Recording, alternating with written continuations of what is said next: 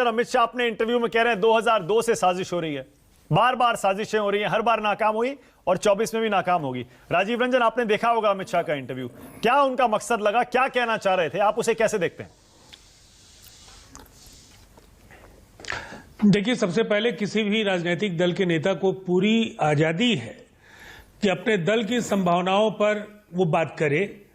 अब बड़बोले दावे हिंदुस्तान की राजनीति का एक हिस्सा बन गए हैं, तो मैं ये मानता हूं कि उन्हें अधिकार है, वो दावा कर सकते हैं। लेकिन दो प्रसंग बेहद महत्वपूर्ण हैं।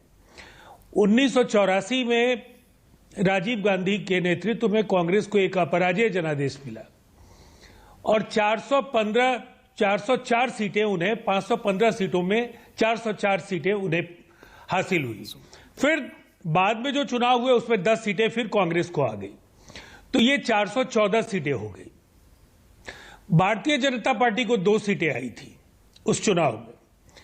यह अलग बात है कि मिस्टर क्लीन और राजीव गांधी को लेकर के जो जनमानस, उनकी जो श्रद्धा, जो उनकी भावनाएं थी, उसको लेकर ऐसा दिखता नहीं था कि 1989 में उस आसन पर उन्हीं की सरकार के एक मंत्री वहां पर विराजमान होंगे, एक बड़ा जन आंदोलन होगा और उसके बाद उनके तख्त पर कोई और आसीन हो जाएगा।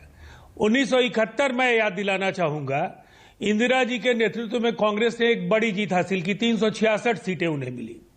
साथ साथ बांग्लादेश के उदय के साथ उनका कद बहुत ही बड़ा हो गया था, इस कदर बड़ा था कि विपक्ष भी उन्हें काफी श्रद्धा और सम्मान के साथ देख रहा था।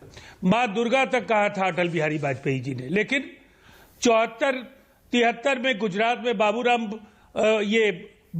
भाई पटेल के नेतृत्व में छात्र आंदोलन शुरू हुआ, बिहार आया, लोकनायक जयप्रकाश नारायण के नेतृत्व में एक तार्किक परिणति पर 77 आते आते इंदिरा जी की सरकार के जगह पर जनता पार्टी की सरकार बन गई।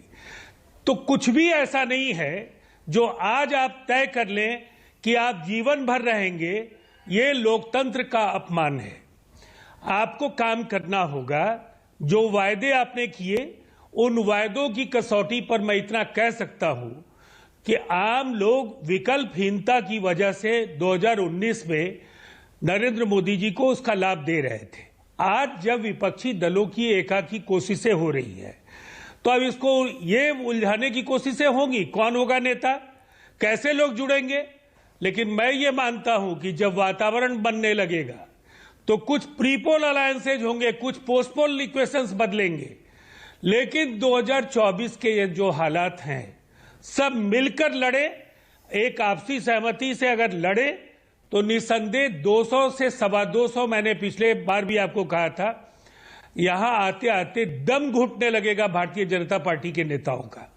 और इसीलिए इन दावों की हकीकत, जो राजनेता अडानी के प्रकरण पर जब दुनिया के अनेक मुल्कों में इसकी आलोचना हो रही हो, शेयर मार्केट क्रैश कर रहा हो, जब 10 से 11 लाख करोड़ रुपए के जो मूल्य का, जो उनके शेयर्स का जो वैल्यू है, वो बाजार में शून्य हो जाए, और वैसी परिस्थिति में रेगुलेटरी एजेंसी, एक ऐसी एजेंसी भी है जिसका मैं जिक्र कर देना चाहूंगा कि वो बाजाबता एक गुरुदेव से वो आशीर्वाद लेती थी और एनएसई के बड़े बड़े फैसले लेती थी। तो ये कहने की जरूरत नहीं कि इस देश में ईडी, एनएसई, सेबी या इस तरह के रेगुलेटरी एजेंसीज की भूमिका पिछले दिनों किस कदर लचर रही है।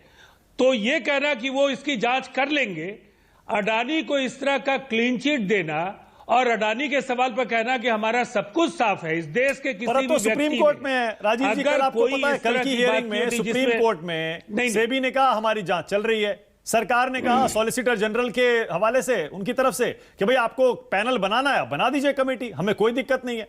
अब क्या बचा है फिर इसमें? देखिए मानक जी, इसमें बहुत कुछ बचा है।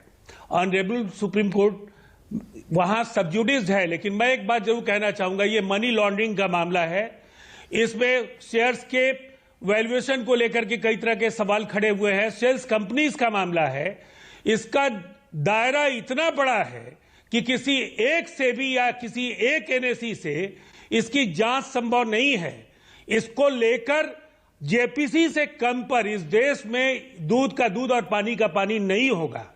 और मैं एक बात जरूर कहूंगा, ये बीबीसी, ये आपकी घबराहट और बेचैनी नहीं है तो क्या है? किसी भी इन्फोर्समेंट एजेंसीज को कार्रवाई करने का अधिकार है अगर उन्हें टैक्स की चोरी का पता चले, लेकिन टाइमिंग देख लीजिए।